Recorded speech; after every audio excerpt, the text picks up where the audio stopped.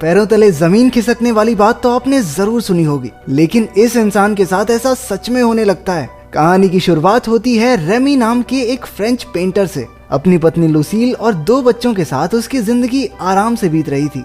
एक दिन बच्चों के साथ खेलते हुए रेमी ने देखा कि वो अचानक कुर्सी में धंस रहा है। वो फटाफट खड़ा हो गया, लेकिन ये अजीब चीज उसके दिमाग में काफी देर तक चलती रही। उस दिन से उसके साथ ऐसी अजीब चीजें लगातार होने लगी। कभी वो अपने सोफे में धंसने लगता और कभी तो सोते हुए जैसे बेड ही उसे निगलना चाहता हो। उसे इस चीज की वजह समझ में नहीं आ रही थी, तो उसने सोचा कि शायद ये उसके दिमाग का वहम है। एक दिन रेमी अपने बच्चों के साथ स्टूडियो में था। गलती से वो पानी का नल बंद करना भूल गया, जिससे पूरा का पूरा स्टूडियो पानी में डूब गया। इस छोटी सी गलती की वजह से उसका पूरा करियर बर्बाद हो चुका था। उसने कुछ बची खुची पेंटिंग्स को बचाने की कोशिश की, लेकिन उसी वक्त वो फिर से जमीन में धंसने लगा। इस बार वो खुद को बाहर नहीं खींच पाया और किसी दूसरी दुनिया के समंदर में पहुंच गया। इस दुनिया में 1 नहीं 2 नहीं बल्कि 3 सूरज थे।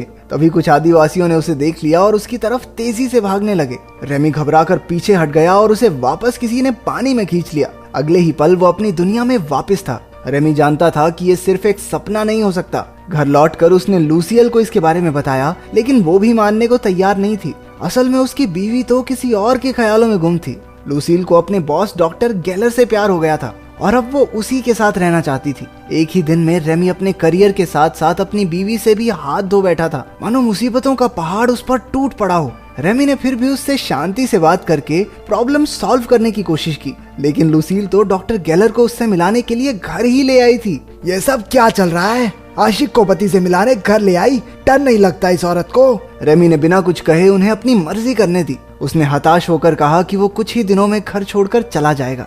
इसके बाद वो अपने परिवार के पास मदद मांगने पहुंचा। उन्होंने भी कुछ देर उसकी बात सुनी, लेकिन किसी ने ज्यादा ध्यान नहीं दिया। निराश होकर रेमी कॉफी बनाने के लिए रसोई में चला गया। एक बार फिर से अजीबोगरीब चीजें होने लगी। घर की बिल्ली अचानक हवा में ही जम गई। रेमी ने उसे पकड़कर इधर उधर घुमाया, लेकिन वो तो जैसे खिलौना बन गई थी। उसने अपने परिवार को आवाज लगाई, लेकिन उसे एहसास हुआ कि उसके आसपास की सारी चीजें थम सी गई हैं। समय एक ही जगह पर रुक चुका था। जमीन भी धीरे धीरे लिक्विड बनने लगी और रेमी एक बार फिर से उसमें धंसता जा रहा था। आंख खुली तो उसने देखा कि वो जंगल के बीचों बीच था। उसने आगे चलकर देखा कि कुछ आदिवासी एक जानवर को मारकर पका रहे थे। उसने उनसे मदद मांगी, लेकिन वो रेमी को ही अपना खाना बनाने के लिए उसके पीछे भागने लगे।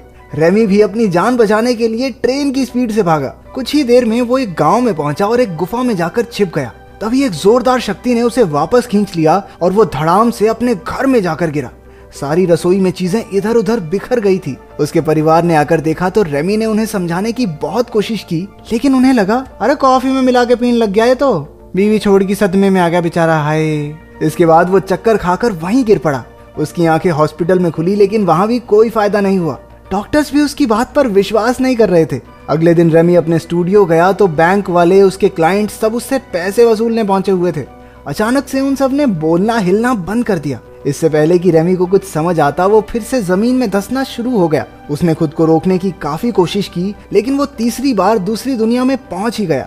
वो एक पेड़ पर एक टोकरी में बैठा था और सभी आदिवासी उसकी तरफ खुशी से देख रहे थे। ऐसा लग रहा था मानो वो सब उसी का इंतजार कर रहे हों। इशारों इशारों में उसे समझ आया कि वो सब उसे उड़ता हुआ देखना चाहते थे। 50 रुपए दिए हैं, जब तक ये उड़ेगा नहीं मैं घर नहीं जाऊंगा। रेमी ने भी जोश में आकर उड़ने की कोशिश की, लेकिन मुंह के बल गिरा। उन्होंने जबरदस्ती उसे एक हरे रंग का जादुई फल खिला दिया, जिससे अचानक वो एक दूसरे की बातें आराम से समझने लगे। फिर कबीले के सरदार ने उन्हें समझाया कि वो आखिर उनकी दुनिया तक पहुंचा कैसे। असल में सभी आदिवासी जोटैन नाम के एक भयानक राक्षस से परेशान थे। वो किसी को भी उठाता और मारकर खा जाता था।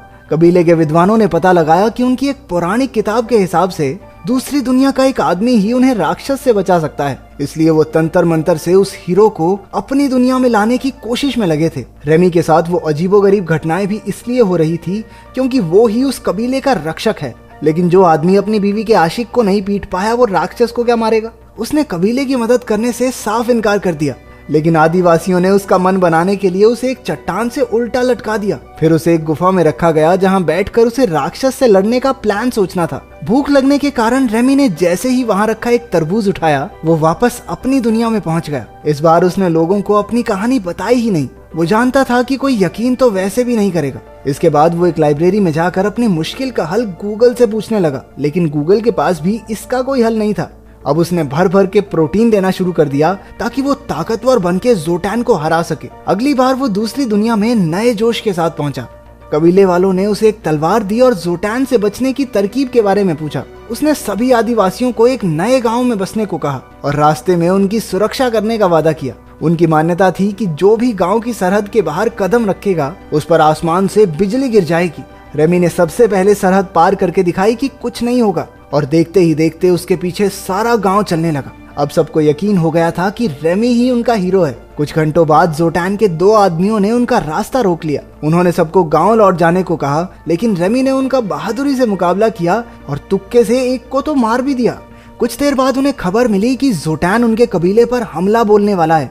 अपनी दुनिया में वापस आकर रेमी ने युद्ध कला और इतिहास के बारे में किताबें पढ़नी शुरू कर दी। वो लड़ाई की टेक्निक्स और तरकीबों के बारे में पढ़ने और समझने लगा। उसे एहसास हुआ कि युद्ध जीतने के लिए लड़ने वालों में जोश जरूरी है। अगली बार जब वो उनसे मिला तो उसने एक जबरदस्त भाषण देकर उनमें अपने और अपने परिवार के लिए लड़ मिटने का जज्बा भर दिया। कबीले का हीरो होने की वजह से रेमी भैया को लड़कियों की कमी तो थी नहीं, लेकिन फिर भी वो किसी की तरफ आंख उठाकर तक नहीं देखता क्योंकि वो अभी भी अपनी पत्नी से प्यार करता था। कुछ देर बाद वो अपनी दुनिया में वापस आया और अपने बेटे के साथ थोड़ा समय बिताने लगा। जब रेमी कबीले में लौटा तो उसने देखा कि लड़ाई तो पहले ही छिड़ चुकी थी। वो लोग जोटैन की आर्मी से बुरी तरह हार रहे थे और लोगों को मरने से बचाने के लिए वो वापस उन्हें अपने ठिकाने पर ले आया। इसके बाद रेमी ने उन सबको आगे का प्लान बताया। अगले दिन वो सो रहे दुश्मन सैनिकों के पास गया और उनकी बेइज्जती करनी शुरू कर दी। किसी को थप्पड़ दिए तो किसी को चिढ़ाया और सबको अपने पीछे लगा लिया। उसका प्लान सही जा रहा था। दुश्मन सैनिक उसका पीछा करते हुए खाली जमीन पर आ गए और वहीं रेमी ने अपनी सेना को वार करने का ऑर्डर दे दिया और खुद भागकर एक खोखले पेड़ में छिप गया। आदिवासियों ने तीरों से हमला कर दिया जिसमें आधे दुश्मन मारे गए और बाकी मैदान छोड़कर भाग निकले। सबने रेमी के सामने सर झुकाया क्योंकि वो ही उनका असली हीरो था। युद्ध के बाद वो सब एक नई जमीन पर बस गए। रेमी अब उनका राजा बन चुका था। अपनी मॉडर्न नॉलेज से उसने गांव में काफी नई नई चीजें बनवाई। धीरे धीरे उन्होंने बहुत तरक्की कर ली। वहाँ रेमी को एक भगवान की तरह पूजा जाता और वो हर समय लड़कियों से घिरा रहता। वहाँ रहकर उसने एक मोनालिसा जैसी पेंटिंग भी बना दी। देखते ही देखते 6 महीने बीत गए और इतने समय से राजा रहने के बाद रेमी थोड़ा बदल चुका था। पहले वो लुसील के बॉयफ्रेंड गैलर से डरता था, लेकिन अब तो उसे देखकर गैलर के पसीने छूट जाते थे। एक दिन उन दोनों में हाथापाई भी हो गई और उसे पीट कर रेमी को बहुत शांति मिली। वक्त के साथ साथ रेमी की सफलता उसके सर पर चढ़ गई थी। वो अपने लोगों के साथ गुलामों जैसा बर्ताव करने लगा। लोगों ने कुछ महीनों तक तो चुपचाप उसके ऑर्डर्स माने, लेकिन बाद में उन्होंने उसके खिलाफ बोलना शुरू कर दिया। जब रेमी को इसकी भनक लगी तो उसने लोगों से बात करने की कोशिश की। उन्होंने कहा कि वो उनसे काम ज्यादा करवाता है और पैसे बहुत कम मिलते हैं। अब उन्हें आलीशान महलों की नहीं बल्कि लोगों की जिंदगी सुधारने की जरूरत है। रेमी ने उनसे समझौता करने की कोशिश भी की, लेकिन कोई फायदा नहीं हुआ। अब पानी उनके सर से ऊपर जा चुका था। विरोधियों ने उसे बंदी बनाकर गांव से बाहर फेंक दिया। इस घटना के बाद उसने अपना सबक सीख लिया था। अपनी दुनिया में वापस आकर रेमी ने एक दोस्त से मदद मांगी ताकि वो फिर से अपना स्टूडियो शुरू कर सके। उसने घमंड को अपनी जिंदगी से बिल्कुल निकाल फेंका।